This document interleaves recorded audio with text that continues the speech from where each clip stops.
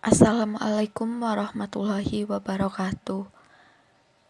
Kami dari kelompok 5 akan menjelaskan tentang mikromeritik yang beranggotakan 1. Nabila Amalia, 2. Nur Fitriani, 3. Nurlita Prihatini, 4. Rohmawati Fitria, 5. Sri Sukaimpi. Jurusan Farmasi Fakultas Sains dan Teknologi. Pengertian mikromeritik. Mikromeritik biasanya diartikan sebagai ilmu dan teknologi tentang partikel yang kecil. Ukuran partikel dapat dinyatakan dengan cara 1. Ukuran diameter rata-rata, 2. Ukuran luas permukaan rata-rata, 3. Volume rata-rata, dan sebagainya. Dalam bidang kefarmasian, informasi dari partikel obat ada dua macam, yaitu 1. Informasi tentang ukuran partikel, 2. Informasi tentang bentuk partikel. Pentingnya mengetahui ukuran partikel dalam bidang farmasi yaitu 1. Ukuran partikel berhubungan dengan luas permukaan dan tegangan antarmuka, karena sifat ini sangat mempengaruhi sifat fisika, sifat kimia, dan farmakologi dari suatu obat. Sifat fisika misalnya dari aspek termodinamika, sifat kimia misalnya dari aspek kelarutan atau ionisasi, dan farmakologi dari suatu obat misalnya efek kerja dari zat. 2. Ukuran partikel memengaruhi pelepasannya dari bentuk-bentuk sediaan yang diberikan secara oral, topikal, parental, dan rektal. Secara teknologi telah dikenal ukuran non-partikel dan mikropartikel sehingga mudah mengalami penghantaran ke site efek. 3. Ukuran partikel memengaruhi kekompakan tablet, kestabilan emulsi dan suspensi atau kemudahan digojok. 4. Ukuran partikel memegang peranan dalam laju pengendapan pada sediaan suspensi. Ukuran partikel suspensi dibagi menjadi dua tipe, yaitu 1. Suspensi flokulasi dan 2. Suspensi deflokulasi. 5. Tablet dan kapsul. Ukuran partikel menentukan sifat alir serta pencampuran yang benar dari metode-metode yang digunakan untuk menentukan ukuran partikel. 1.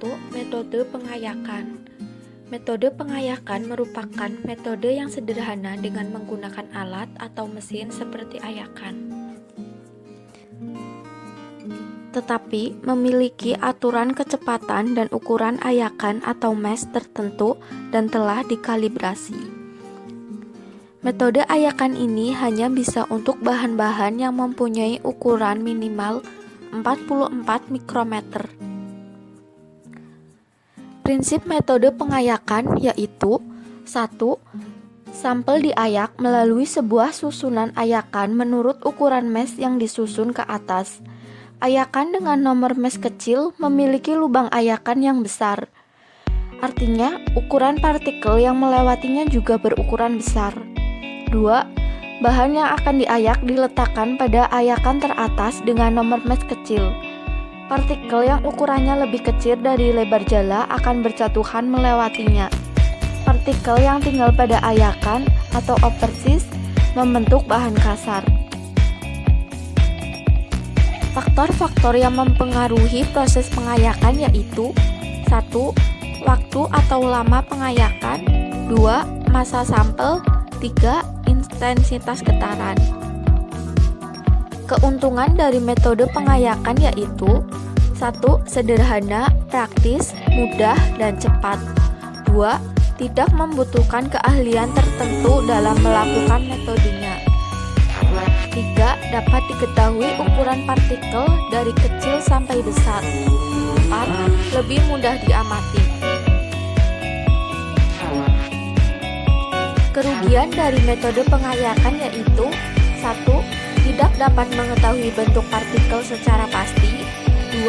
Ukuran partikel tidak pasti karena ditentukan secara kelompok atau berdasarkan keseragaman. Tidak dapat menentukan diameter partikel karena ukuran partikel yang diperoleh berdasarkan nomor mesh ayakan. 3. adanya agregasi, karena adanya getaran seperti memengaruhi validasi data.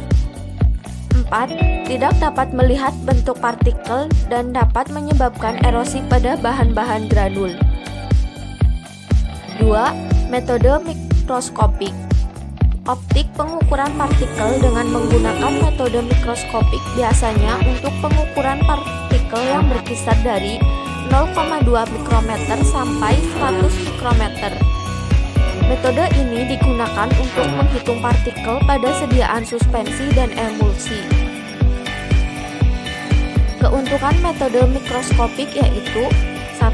Adanya kumpalan dapat terdeteksi. 2. Metode langsung. Kerugian metode mikroskopik yaitu 1. Diameter hanya 2 dimensi. 2. Jumlah partikel yang harus dihitung 300 sampai 500 makan waktu dan tenaga. 3. Variasi antar operator besar, tetapi dapat diatasi dengan fotomikrograf, proyeksi, scanner otomatis. 3. Metode sedimentasi. Metode sedimentasi atau pengendapan adalah suatu metode yang digunakan untuk mengukur diameter partikel berdasarkan prinsip ketergantungan laju. Sedimentasi partikel pada ukurannya. Ukuran partikel ini dinyatakan dalam hukum Stokes. 4. Pengukuran volume partikel. Prinsip pengukuran volume partikel. 1. Jika suatu partikel disuspensikan dalam suatu cairan elektrolit. 2. Dilewatkan melalui suatu lubang kecil. 3. Kedua sisinya adalah elektroda. 4. Saat partikel melewati lubang akan memindahkan sejumlah elektrolit sesuai volumenya. 5. Akan terjadi suatu perubahan tahanan listrik. 6. Laju perhitungan yaitu 4000 partikel per detik. Kegunaan dari metode pengukuran volume partikel yaitu menyelidiki efek zat antibakteri terhadap pertumbuhan mikroorganisme dari 0,2 mikrometer sampai 100 mikrometer. Metode ini digunakan untuk menghitung partikel pada sediaan suspensi dan emulsi. Keuntungan metode mikroskopik yaitu 1. Adanya kumpalan dapat terdeteksi. 2. Metode langsung. Kerugian metode mikroskopik yaitu 1. Diameter hanya 2 dimensi. 2. Jumlah partikel yang harus dihitung 300 sampai 500 makan waktu dan tenaga. 3. Variasi antar operator besar, tetapi dapat diatasi dengan fotomikrograf, proyeksi, scanner otomatis. 3. Metode sedimentasi. Metode sedimentasi atau pengendapan adalah suatu metode yang digunakan untuk mengukur diameter partikel berdasarkan prinsip ketergantungan laju. Sedimentasi partikel pada ukurannya. Ukuran partikel ini dinyatakan dalam hukum Stokes. 4.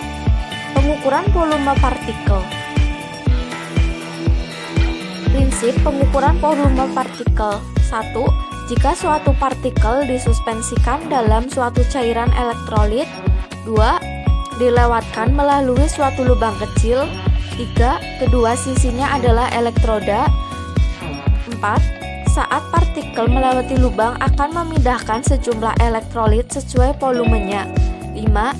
Akan terjadi suatu perubahan tahanan listrik. 6. Laju perhitungan yaitu 4000 partikel per detik. Kegunaan dari metode pengukuran volume partikel yaitu menyelidiki efek zat antibakteri terhadap pertumbuhan mikroorganisme.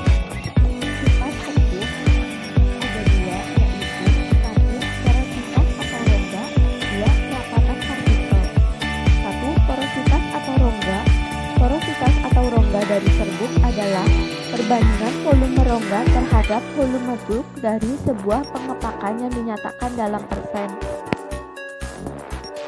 2. Kerapatan partikel. Kerapatan secara umum didefinisikan sebagai berat persatuan volume. Kerapatan partikel dibagi menjadi 3, yaitu 1. Kerapatan sebenarnya. Kerapatan sebenarnya adalah kerapatan dari bahan itu sendiri tidak termasuk rongga dan pori-pori. 2. Kerapatan granul.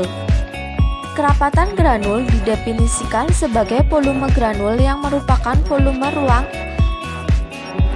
partikel antar ruang dalam partikel. Penentuan kerapatan granul dengan menggunakan metode pemindahan cairan atau air raksa. Kerapatan granul dikenal dengan istilah porositas dalam partikel. 3. Kerapatan bulk. Kerapatan bulk didefinisikan sebagai massa dari suatu serbuk dibagi dengan volume bulk. Kerapatan bulk ini tergantung pada distribusi ukuran partikel, bentuk partikel, dan kohesi antar partikel. Dalam kerapatan bulk ada 2 macam porositas, yaitu 1. Porositas celah atau ruang antara, yaitu volume relatif celah-celah ruang antara dibandingkan dengan volume bulk serbuk tidak termasuk pori-pori di dalam partikel. Yang kedua, porositas total.